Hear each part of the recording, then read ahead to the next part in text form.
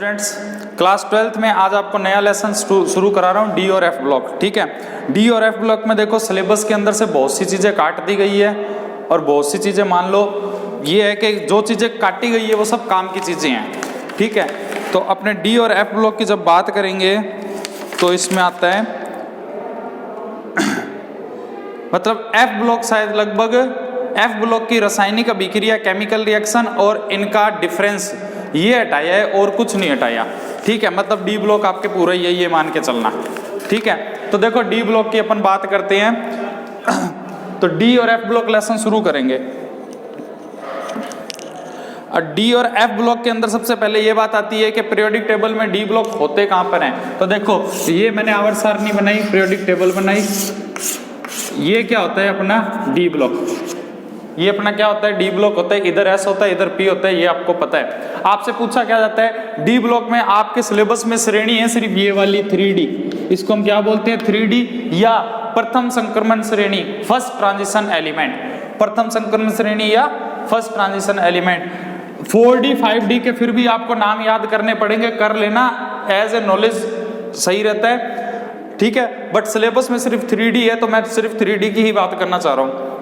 तो देखो एक तो आपसे पूछा जाता है कि 3D या प्रथम संक्रमण तत्व या फर्स्ट ट्रांजिशन एलिमेंट किस वर्ग से शुरू होते हैं, किस ग्रुप से शुरू होते हैं। आप कहोगे थर्ड से। यहाँ पे देखो ये फर्स्ट होता है, इधर सेकंड होता है, फिर क्या होता है थर्ड होता है। ठीक है, और डी ब्लॉक को कहते क्या क्या है, तो डी ब्लॉक को एक तो बोलते हैं संक्रमण तत्व, डी ब्लॉक को आप क्या बोलते हो संक्रमण तत्व, इसी को आप इंग्लिश में बोलते हो ट्रांजिशन एलिमेंट, क्या बोलते हो ट्रांजिशन एलिमेंट। ठीक है, अब बात ये आ रही है इसके अंदर आपको 3D सीरीज पढ़नी है, 3D श्रेणी पढ़नी है जो आपके सिलेबस की है।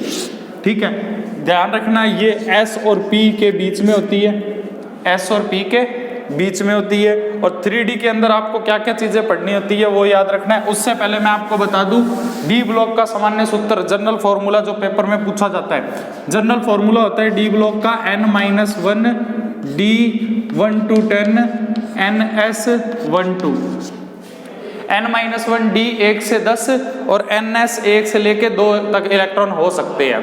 ठीक है, ये इसके वैलेंस शेल कहलाते हैं, संयोजकता इलेक्ट्रॉन कहलाते हैं और यही इसका सामान्य सूत्र कहलाता है। तो डी ब्लॉक का सामान्य सूत्र आपको याद करना पड़ेगा, जनरल फॉर्मूला आपको याद करना पड़ेगा।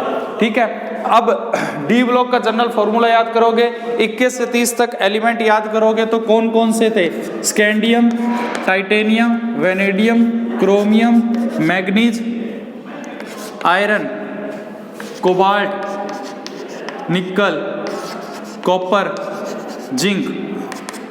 ठीक है, तो इसको बोलेंगे क्या शक्ति वक्रमण फिकोनिक्यूजन।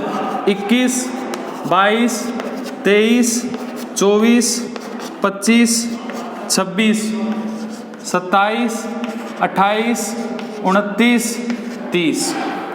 ठीक है, या इसको आपको याद करना तो आप ऐसे भी याद कर सकते हो, शक्ति वाले कर्मों से मैं लोहे को निगल कर जिंदा हूं। शक्ति स्कैंडियम टाइटेनियम वाले कर्मों से का कोई मतलब नहीं है, मैं लोहे को निगल कर जिंदा हूं। ठीक है, या फिर इसके सिंबल को एक लाइन में लिख लो हिंदी में और एक बार में बोल के देख लो, याद हो जाएंगे। शक्ति वक्रमण, शक्ति वक्रमण फिकोनिक्यूजन।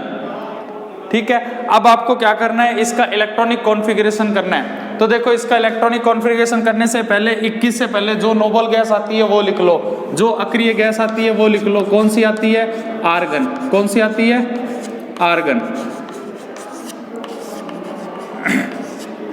कौन सी आ गई है आर्गन आ गई भाई। ठीक है, सबके आगे आपने क्या लिख दिया इसकी नोबल गैस लिख दी।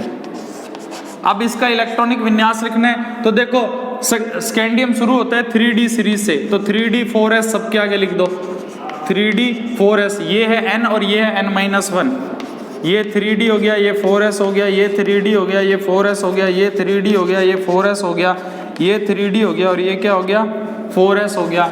ये 3d हो गया, ये 4s हो गया, ये 3d हो गया, ये 4s हो गया, ये 3d हो गया, ये 4s हो गया और ये भी 3d 4s हो गया।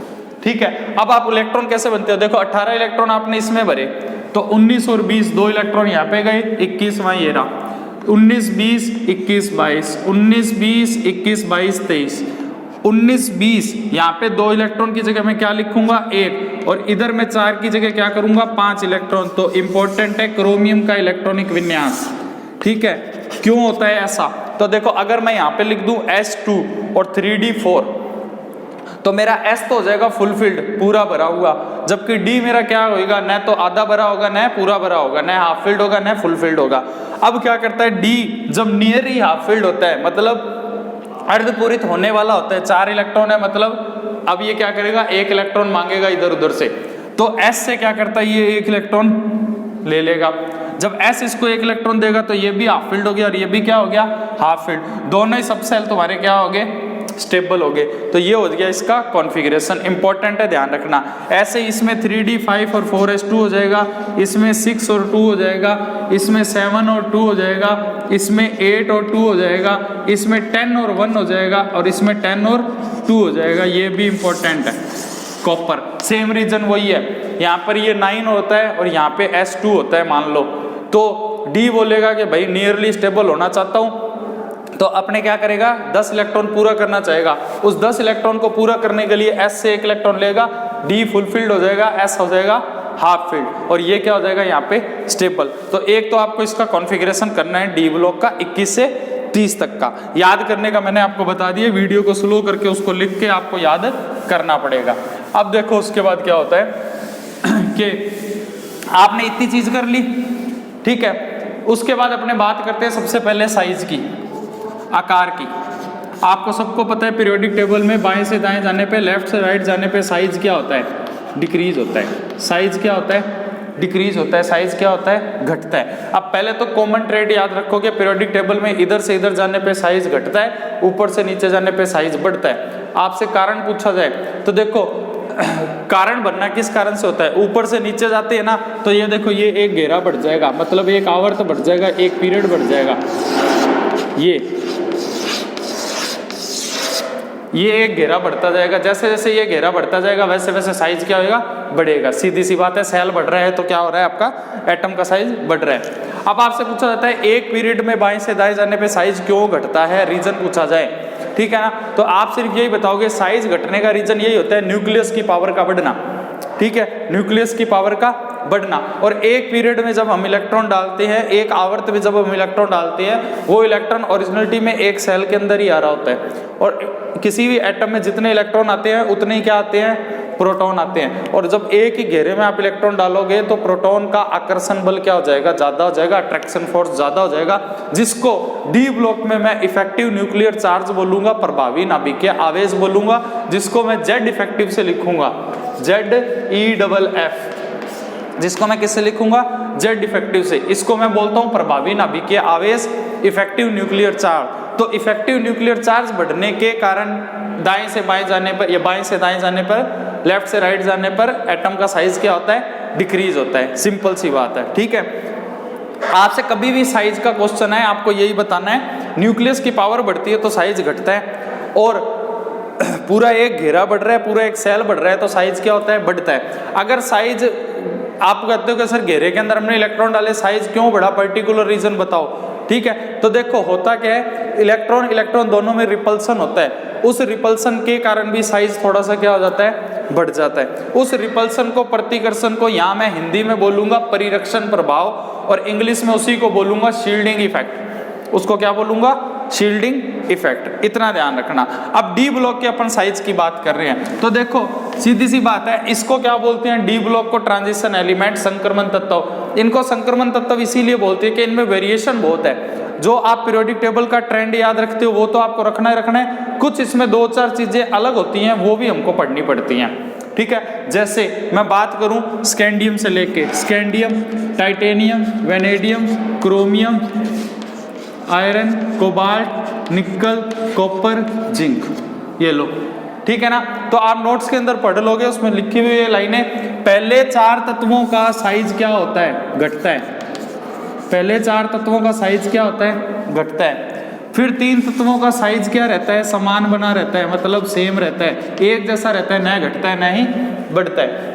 और उसके बाद 3 तत्वों का साइज क्या होता है, बढ़ता है। उसके बाद 3 तत्वों का साइज क्या होता है, बढ़ता है। तो देखो इसका साइज घट रहा है, साइज घटने का मतलब न्यूक्लियस की पावर बढ़ रही है। डी के अंदर 10 इलेक्ट्रॉन होते हैं, ऐसे 5 डब्बों के अंदर 5 ऑर्बिटल में 10 इलेक्ट्रॉन। पहला इलेक्ट्रॉन आएगा तो न्यूक्लियस में प्रोटॉन भी आएगा, दूसरा इलेक्ट्रॉन आएगा न्यूक्लियस में प्रोटॉन भी आएगा, तीसरा इलेक्ट्रॉन आएगा न्यूक्लियस में प्रोटॉन भी आएगा, चौथा इलेक्ट्रॉन आएगा न्यूक्लियस में प्रोटॉन भी आएगा। तो कहने का मतलब है जैसे जैसे इलेक्ट्रॉन बढ़ते जाओगे न्यूक्लियस में प्रोटॉन भी आएगा। इस टाइम प्रोटॉन का अट्रैक्शन फोर्स ज्यादा होता है, जिसको मैं यहाँ पे बोलता हूँ प्रभावी नाभिकीय आवेश, जेड इफेक्टिव। प्रभावी नाभिकीय आवेश, Z effective, effective nuclear charge. Effective nuclear charge, Z effective ज्यादा होने के कारण साइज क्या हो जाता है, पहले 4 एलिमेंट का क्या हो जाता है, इक्वल रहता है। उसके बाद 5वां इलेक्ट्रॉन, 6ठा इलेक्ट्रॉन में रिपल्सन आ गया, 2 इलेक्ट्रॉन पास पास आ गए। 7वें इलेक्ट्रॉन में भी रिपल्सन आ गया, 2 इलेक्ट्रॉन क्या हो गए, पास पास आ गए। तो कहने का मतलब है कि 5वां, 6ठा और 7वें इलेक्ट्रॉन के अंदर क्या हुआ, देखो न्यूक्लियस की अट्रैक्शन फोर्स और इलेक्ट्रॉनों के लगने वाला रिपल्सन फोर्स, जिसको इस लेसन में अपन शील्डिंग इफेक्ट बोलेंगे। तो जेड इफेक्टिव और शील्डिंग इफेक्ट, मतलब जेड इफेक्टिव और शील्डिंग इफेक्ट क्या हो गया, बराबर हो गया। जब जेड इफेक्टिव और शील्डिंग इफेक्ट बराबर हो गया तो साइज भी क्या रहेगा आपका, सेम बना रहेगा, साइज में कोई भी चेंज नहीं आएगा।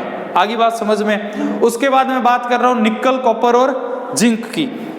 तो देखो निकल, कॉपर और जिंक में क्या होता है, निकल, कॉपर, जिंक में क्या होता है कि इस जगह इलेक्ट्रॉन का देखो यहाँ पर और जोड़े बनने शुरू हो गए तो रिपल्सन क्या हो गया, और ज्यादा बढ़ गया। शील्डिंग इफेक्ट क्या हो गया, और ज्यादा बढ़ गया। परिरक्षण प्रभाव क्या हो गया, और ज्यादा बढ़ गया। तो शील्डिंग इफेक्ट बढ़ने के कारण, परिरक्षण प्रभाव बढ़ने के कारण, इलेक्ट्रॉनों का प्रतिकर्षण बढ़ने के कारण, ठीक है ना, एटम का साइज क्या हो जाता है, बड़ा हो जाता है। आपको सिर्फ ये कंसेप्ट याद रखना है। हालांकि 12th में इसका क्वेश्चन नहीं आता, मगर फिर भी आपको ट्रेंड याद होना चाहिए। ओवरऑल बात करें तो इधर से इधर जाने पे साइज घटता है, जो पीरियोडिक टेबल कहती है वही आपको मानना पड़ेगा। बट डी ब्लॉक का स्पेशल पूछा जाए, ठीक है, तो पहले 4 तत्वों में साइज घटता है, फिर 3 तत्वों में साइज सेम रहता है, फिर लास्ट के 3 तत्वों के अंदर 3 एलिमेंट में साइज क्या होता है, इंक्रीज होता है। रीजन मैंने आपको बता दिया। उसके बाद मैं आपसे बात करता हूँ जेड इफेक्टिव की। उसके बाद मैं आपसे बात करता हूं आयोनाइजेशन पोटेंशियल की, ठीक है। चलो आयोनाइजेशन पोटेंशियल में देखो क्या होता है, आयनन विभव में देखो क्या होता है। आयनन विभव होता क्या है, 11th का एक टॉपिक है आयोनाइजेशन पोटेंशियल। किसी भी न्यूट्रल एटम से इलेक्ट्रॉन को निकालने के लिए आप जो एनर्जी दोगे वो एनर्जी क्या कहलाती है, आयनन विभव, आयोनाइजेशन पोटेंशियल। आईपी या आईई से हम उसको लिखते हैं। ध्यान रखना, न्यूट्रल एटम से इलेक्ट्रॉन को बाहर निकालने के लिए आप जो एनर्जी दे रहे हो, जब इलेक्ट्रॉन को बाहर निकालोगे तो पीछे क्या बचेगा, धनायन, कैटायन, ठीक है। तो ध्यान रखना आईपी हमेशा इनवर्सली प्रोपोर्शनल होती है किसके, परमाणु के आकार के, साइज के।